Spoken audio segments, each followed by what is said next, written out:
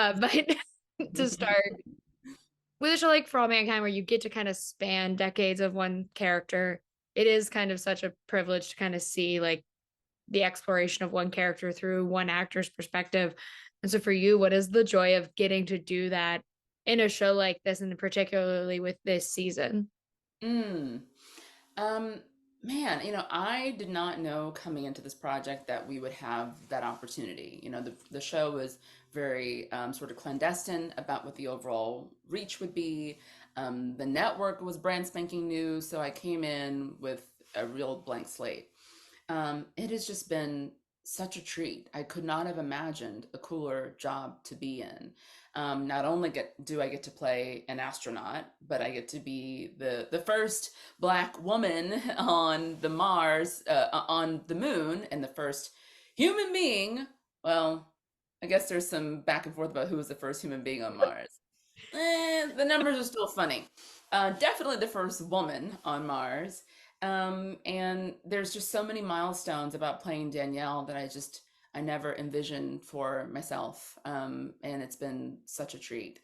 As far as playing Danielle through the seasons, something I love is that um, as a female actor working in Hollywood, there's so much interest and attention put on the way that you look and being thin or being beautiful or having perfect skin or not having lines on your face. And what I love about Danielle is that none of those things are at the forefront of who she is. She's there because she is intelligent, because she's science minded, because she's a geologist and a damn fine astronaut, and has commanded more missions than anybody else in the program. These are the reasons why she's there. These are the reasons why she's remarkable, not because she's got a 24-inch waist. So, in getting to play Danielle and having her both age in person and also age both visually and intellectually and spiritually, we're seeing the lines come on her face, we're seeing the wisdom in her eyes, we're seeing more gray in her hair. And I just love it. I really like to lean into that because I think that it tells a story of a real person who is real age in her face and in her hair. Yeah, and what I really love, especially in this season in particular, I love how confined the space station aspect of shows like For All Mankind and basically any kind of space show that is actually set in with like real world scenarios ends Mhm. up being, because you focus on the human aspect of them versus, I'm a space nerd. I have an astronaut tattoo. I love space in general, but I do love that like you have to confine it then to like looking at the human aspect of space. For Mhm. you as an actor, what is the fun of getting to do that with a character like Danielle, of getting to dive into the human aspects in the like space station side of things in season 4? Because that is kind of where the meat of this season dives into things. Yeah. I mean, one of the scenes that you are exactly right about is a scene with a few scenes, but the one in particular is Danielle and Ed when she removes him from flight status and takes him away from being XO of the base. That scene is happening on Mars, Mhm. in an airlocked, soundproofed room. But that scene could be happening in a station wagon. It could be happening in a kitchen. It could be happening in a dormitory. It could be happening anywhere. What we're watching is two people who've known each other for a very long time, and that familiarity has bred contempt. And so I think the information of knowing that we're on the Mars base and looking outside of the window and seeing the backdrops of Mars, those are informative. But ultimately, when you're playing the scene, it's just Chris and Joel going back and forth at each other, mano y mano, head to head, tete a tete. And the fact that we're in this confined space, it only heightens circumstances. You can't go for a drive. You can't go for a long walk. You can't get somewhere and cool off. You're stuck with the other person. So I think that adds to the reality and the intensity of the world that we built.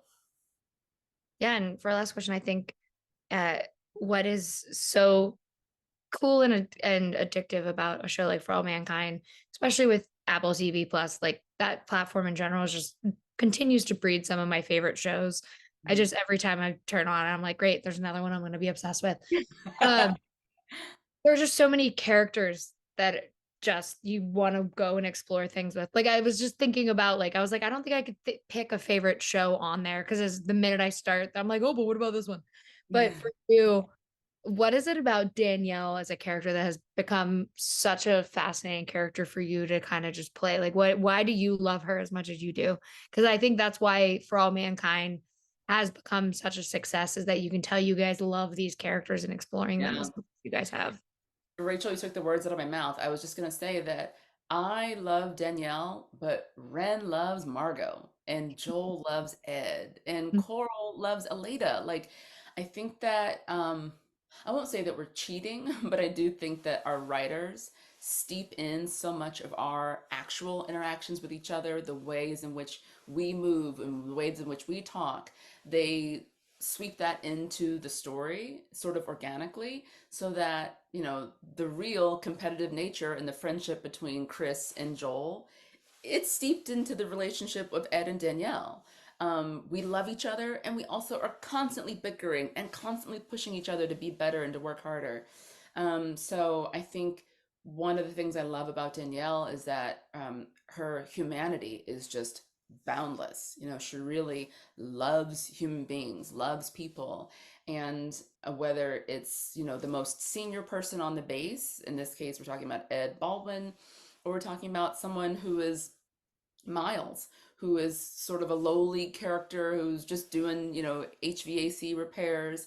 It's important to her that everybody has a voice, that there is an egalitarian aspect to this space, that there are no bad ideas, that I want to hear from everybody, that we all do better when we all feel better. So those are the qualities that I just really admire in her. And I also love her humor and her Mhm. grace. I think she's really funny and loves to have a good time, and I love how gracious and graceful she can be, especially when she's upset or she's angry. I feel like every time I open up a script, I learn something new about myself through Danielle. Yes, thank you so much for talking with me today. I really appreciate it, and I just I people love this show for a good reason, so I'm so glad we get more of it. Thank you, Rachel. It's nice to meet you.